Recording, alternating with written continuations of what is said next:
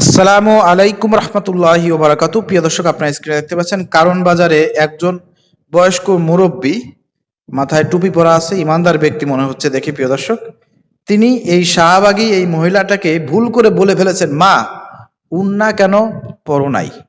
এই কথা বলার সঙ্গে সঙ্গে প্রিয় দর্শক, এই মহিলা, এই মেয়েটি সেই হুজুরকে একেবারে খাবলে ধরছে। একটা বাংলায় কথা আছে না, বাংলা ভাষায় যারা আছেন গ্রাম অঞ্চলে আপনারা বুঝবেন, খাবলে মানে ধরছে, এমন ভাবে ধরছে তাকে যাইতে দিচ্ছে না। আশেপাশে যারা আছে প্রিয় দর্শক, আপনারা দেখতে পাচ্ছেন মহিলা তার সঙ্গে কেমন ব্যবহার করেছে। চলেন ভিডিওটি আমরা দেখে আসি।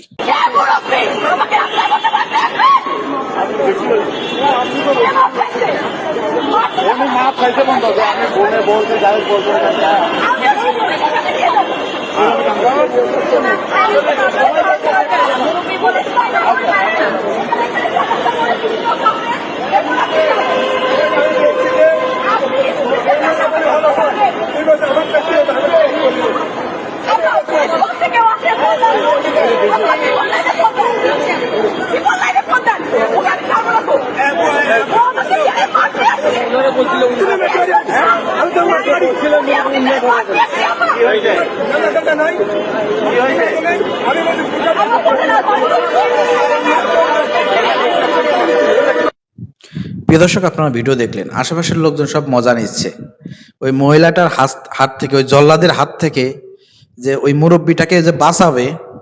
আশেপাশে অনেক হুজুর দেখতে পাচ্ছি, পুলিশ দেখতে পাচ্ছি, অনেক লোকজন দেখতে পাচ্ছি। কারো ভিতরে কোনো জ্ঞান নাই যে এই লোকটা বিপদে পড়ছে, এই কথাটা ভুল বলে ফেলছে, সে মাপ চাইছে পর্যন্ত। ওই শাহবাগী মহিলা কোনোভাবে তাকে ছাড় দিচ্ছে না, কারণ এটাকে কেন্দ্র করে তাকে একটা ইস্যু তৈরি করতে হবে, সোশ্যাল মিডিয়া গরম করতে হবে। বুঝতে পারছেন? এর জন্য কিন্তু সে মাপ চেয়েছে যে মা মাফ করে দাও, আমার ভুল হয়েছে।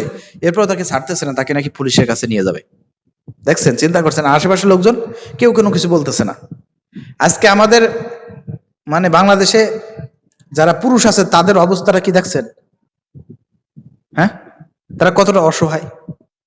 একটা শাহবাগী মহিলার কাছে একজন মুরব্বী কতটা অসহায় তার প্রমাণ হচ্ছে এই ভিডিওটা। ভিডিওটা প্রচুর পরিমাণ শেয়ার করেন এবং দেশবাসীকে বলবো, আপনার এই বিষয়ে কি করবেন বলেন তো? দেশটা তো ঘুরে ফিরে আবার সেই শাহবাগীদের হাতে চলে গেল। দেখছেন ব্যবহারটা, দেখছেন?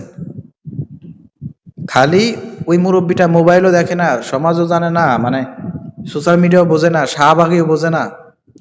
সে জাস্ট হয়তো একজন ইমানদার মুসলমান, 5 ওয়াক্ত নামাজ কালাম পড়ে, তার কাছে দেখে হয়তো খারাপ লেগেছে।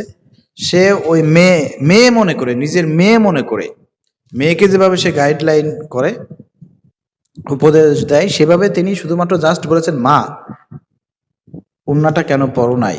এই কথাটা বলার সঙ্গে সঙ্গে প্রিয় দর্শক, তাকে খাবলে ধরেছে, একেবারে তাকে মানে অপমান অপদস্থ করেছে প্রিয় দর্শক। কিন্তু এটা কোনো প্রতিকার নাই। এতে আগে সামনে দেখবেন যে এটা নিয়ে আরো গরম হয়ে গেছে শাহবাগীরা, এবং এটা সোশ্যাল মিডিয়া কাঁপিয়ে দেবে, টকশো হবে। এই মুরব্বীর দোষ সবাই দেবে যে মুরব্বী কেন এই কথা বললো। আমাদের সমাজটা এমন জায়গায় এসে দাঁড়িয়েছে যে কাউকে ভালো উপদেশ দেওয়ার কোনো সুযোগ নাই, বিশেষ করে মহিলাদেরকে। অর্থাৎ এই ভিডিও থেকে শিক্ষা গ্রহণ করেন। রাস্তাঘাটে মহিলারা যদি ল্যাংটা হয়েও চলাফেরা করে, আপনার বলার দরকার নাই মা বোন তুমি কেন ল্যাংটা হয়ে আছো, এটা বলার দরকার নাই। কি করবেন?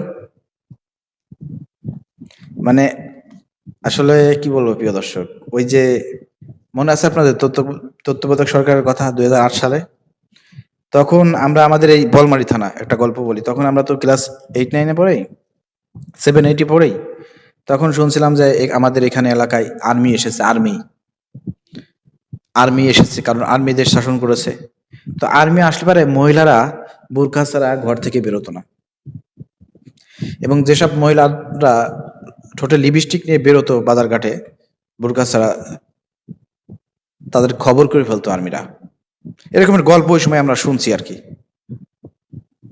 তো এগুলো হচ্ছে শাসন ব্যবস্থা। আপনি শাসন ব্যবস্থা যে দেশে যেমন আনবেন, ঠিক সেই দেশে সেভাবেই কায়েম হবে। কারণ আমাদের বাংলাদেশটা মহিলাদেরকে এত পাত্তা দিতে দিতে, অথবা তাদেরকে সুযোগ সুবিধা দিতে দিতে এতটা মাথায় উঠাই ফেলছেন যে দর্শন হয়ে যাচ্ছে। এই ব্যাপারে কেউ কোনো কথা বলবে না, কেউ কোনো প্রতিবাদ করবে না। অথচ উন্না ঠিক নাই, পোশাক ঠিক নাই, কাপড় ঠিক নাই, এসব কথা বললে পারে দোষ। এ হচ্ছে বাংলাদেশের অবস্থা। বাংলাদেশটা আবার শাহবাগীদের হাতে চলে যাচ্ছে। এই বাংলাদেশটাকে রক্ষা করতে হবে। এই জন্য এই যে এতগুলো লোক এখানে আপনারা আছেন, মুরব্বীটাকে আপনারা কেউই হেল্প করতে পারলেন না। এই মহিলাটার হাত থেকে মুরব্বীটাকে আপনারা কেউই হেল্প করতে পারলেন না। মুরব্বী বলে ফেলছে, মা বলছে। এরপর দেখেন শাহবাগীরা কতটা মানে, কয়েকদিন আগে দেখছিলেন না, এর আগে তো এই শাহবাগী যারা রাস্তাঘাটে আপনারা দেখবেন কপালে টিপ পরা এবং তাদের ভাবভঙ্গি চেহারা ছবি দেখলেই বোঝা যায় এরা কিন্তু শাহবাগী। ওদের থেকে, এবং ওদের কিন্তু গায়ে গন্ধ, ওদের থেকে সবসময় 40 হাত দূরে দূরে থাকবেন। ওদেরকে কিছু বললে আপনি বিপদে পড়ে যাবেন। এই ভিডিও থেকে একটাই শিক্ষা আছে আমাদের, তাছাড়া কোনো শিক্ষা নাই। শাহবাগী থেকে সবসময় 100 হাত দূরে থাকবেন, 100 হাত সবসময় দূরে থাকবেন। এরা খুবই ভয়ঙ্কর।